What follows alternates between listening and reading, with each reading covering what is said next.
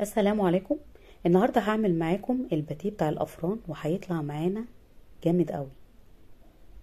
بصوا التوريقه بتاعته، بصوا الحشوه بتاعته عامله ازاي،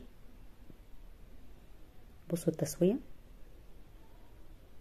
شجعوني باحلى لايك. يلا نسمي بسم الله.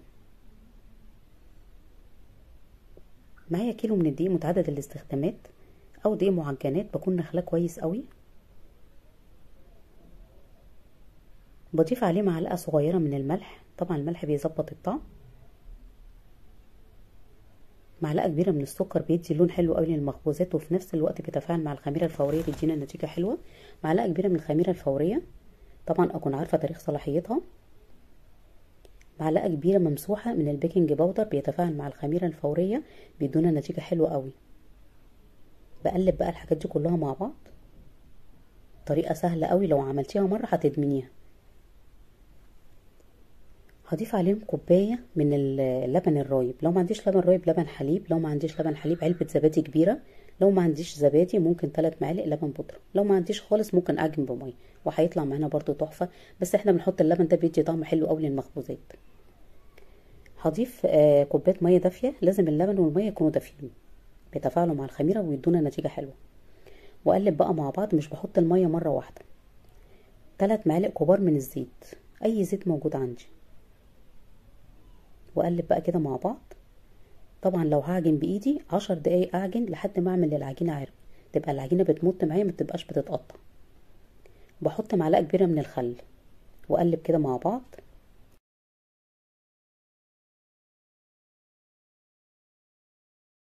وبشغل عليهم العجان.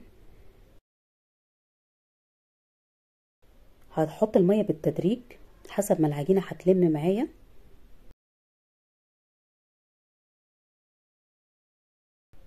كده خلاص العجينه ابتدت بقى تلم وتطلع من العجان كده كلها تتلم في حته واحده. بصوا العجينه عملت عرق ازاي. دي العجينه بقى بتاعت المخبوزات اللي بتدينا نتيجه حلوه قوي. هجيب بولد هنا زيت،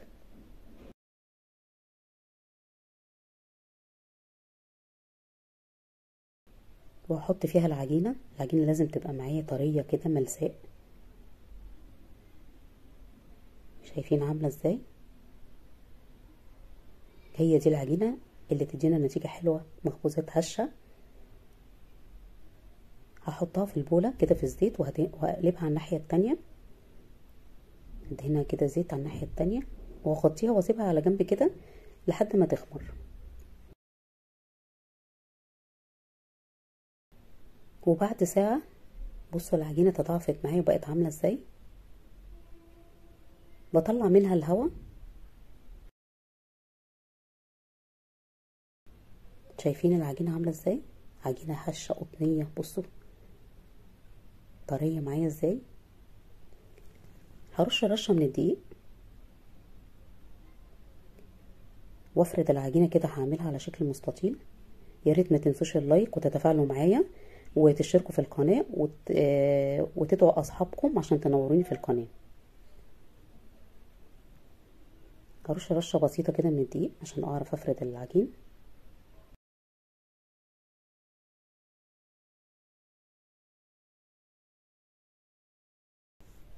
اتعودوا تعملوا كل حاجه في بيوتكم، تمنوا بيتكم خير. اعملوا المربى، المخللات، المعجنات، الفطاير، الحاجات دي في البيت بتبقى بركه، وفي نفس الوقت بنوفر شويه وبنعمل حاجه ليها طعم حلو قوي في البيت. يعني غير الحاجه بتاعت الفران والمحلات، الحاجه في البيت بتلاقيها طعم تاني. هكون مجهزه معلقتين زبده، زبده مش سايحه، تبقى يعني طلعوها من التلاجة تبقى طريه بس مش سايحه. وهفردها على العجينه كده، دي عشان تخلي الباتيه يبقى مورق معايا. وهطبقها بالشكل ده.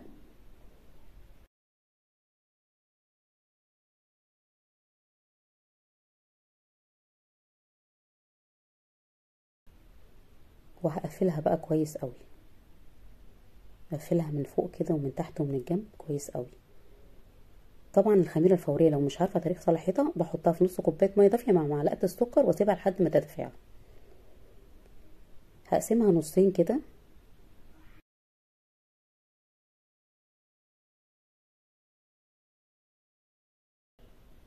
بشيل النص التاني بغطيه واسيبه على جنب عشان ما ينشفش مني، وبفرد النص ده كده على شكل مستطيل.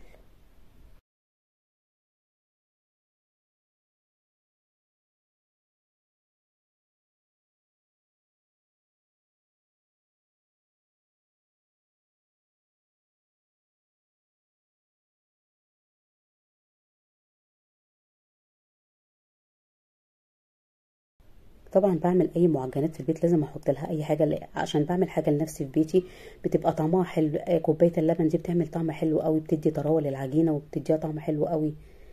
اي بقى حاجات عندي في التلاجة بطلعها بحشي بيها. بفرد العجين بالشكل ده،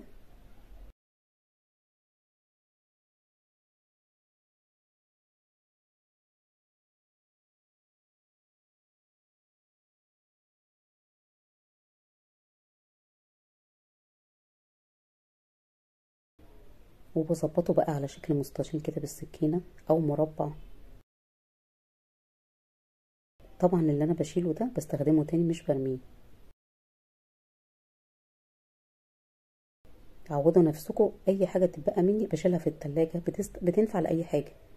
انت ممكن تعملي علبه تحطي فيها بواقي اي حاجه تحطيها في الفريزر، لما تيجي تعملي حاجات زي كده تطلعيها. بقسمها نصين كده، وبقسمها بقى كده بالشكل ده. اعملي بقى المقاس اللي تحبيه، عايزه تعمليها اعرض من كده اعمليها، عايزه تعمليها ارفع زي ما تحبي. انا هعمل الحشوه دي حادق، والحشوه الجايه تبقى حلو. هدهن كده صينيه دهنه زيت بسيطه، واكون مسخنه الفرن قبليها ب10 دقايق. هحشي ببسطرمه وجبنه موتزاريلا. طبعا الباتيه بيبقى في الفرن بيبقى يا شوكولاته يا جبنه. النهارده هحشيه بكذا طريقه وبكذا حشو. ممكن احط جبنه قريش ومعاها زيتون، اي جبن موجوده عندك.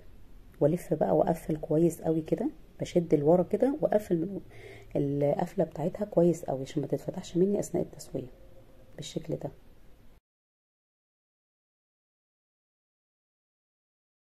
ممكن احط جبنه موتزاريلا مع بسطرمه.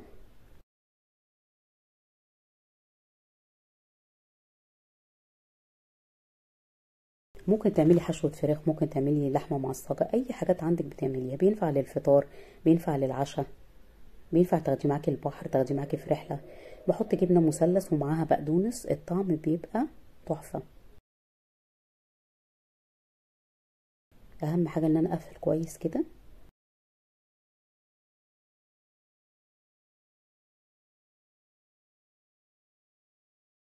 بحط جبن بقى، جبنه مثلث مع جبنه تركي مع فلفل الوان. الحشوه دي برضو تبقى حلوه قوي. بقفل كويس قوي.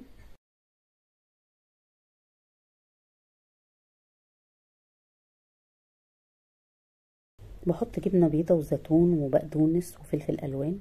برضو الحاجات دي كلها مغذيه، والطعم بتاعها بيبقى رهيب ولا رهيب.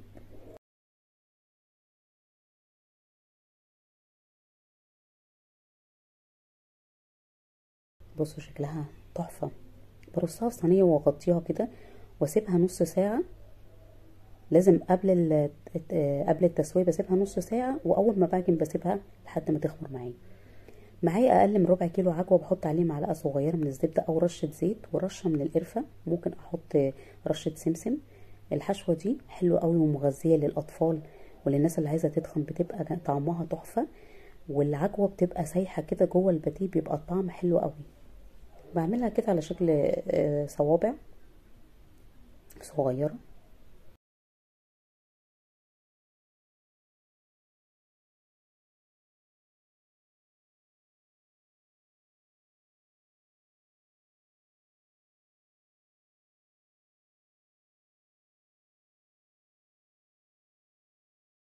وهعمل الجزء التاني بقى فردته، هقطعه برضو بالشكل ده.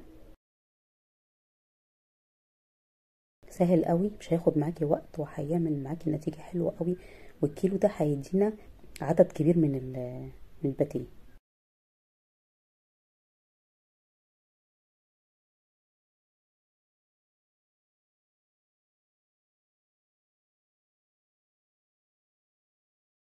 دي مربى برتقال بالجزر عملتها معاكم على القناة.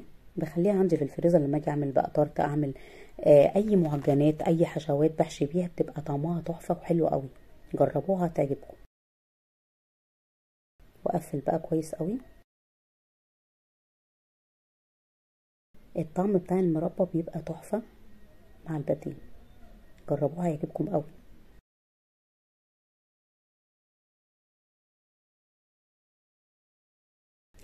العجوه طبعا كلنا عارفين فوائدها وغذيه، القيمه الغذائيه بتاعتها عاليه جدا.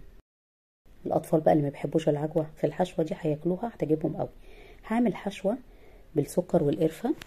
بحط معلقه سكر صغيره وعليها رشه من القرفه، الطعم بتاعها بيبقى تحفه. جربوها هتعجبكم قوي. وهلف بقى رول بالشكل ده.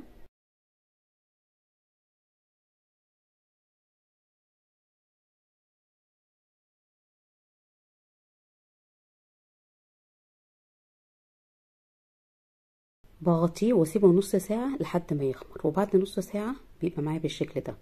بجيب بيضة عليها معلقة خل، بضربها كويس قوي وادهن الوش. ممكن 3 معالق لبن وعليهم معلقة سكر،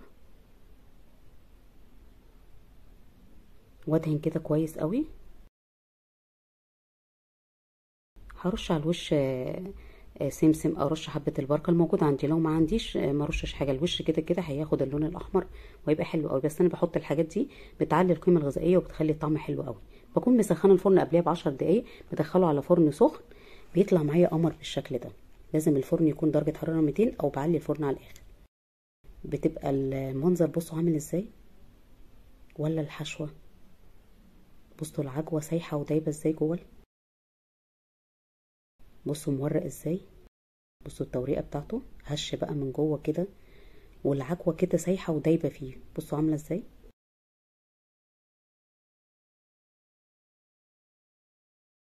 يلا كده ندوق مع بعض. شايفين التسوية، شايفين اللون عامل ازاي، شايفين التسوية بتاعته جامد قوي. لو عجبكم الفيديو اعملوا لايك واشتركوا في القناة وفعلوا الجرس عشان يوصلكم كل جديد. جامدة قوي.